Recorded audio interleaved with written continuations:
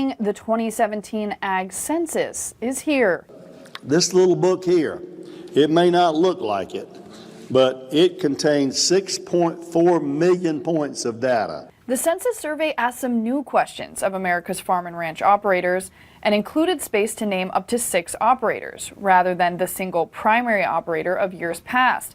The Secretary says this helped reflect a more accurate count of who's involved in multi-generational operations, young people in particular. I was pleasantly surprised at seeing the numbers. That means that we're continuing to have young people come back to the farm, and 25% is not an unhealthy amount. Though key figures on the number and size of farms changed only slightly since 2012, officials say the updates can be important to improving the delivery of the Farm Bill. The benefit of this kind of census is to determine how we do allocate resources and where we emphasize that. So we haven't had time to absorb and make those decisions yet, but hopefully it will inform maybe our emphasis or priority on different situations from a policy perspective. Lawmakers will also be looking at the census results to help drive policy, especially when preparing for the next Farm Bill, as the data underpins debates about where farm program funding should go. I don't sense any kind of connection to the implementation versus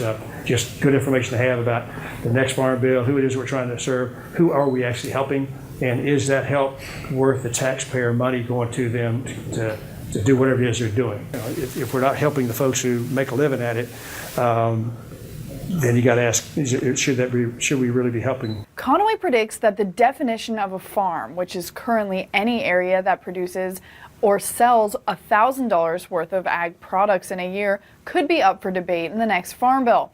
According to the Ag Census, 800,000 operations produce between $1,000 and $2,500 worth of ag products a year, representing almost 40% of all farms in the U.S.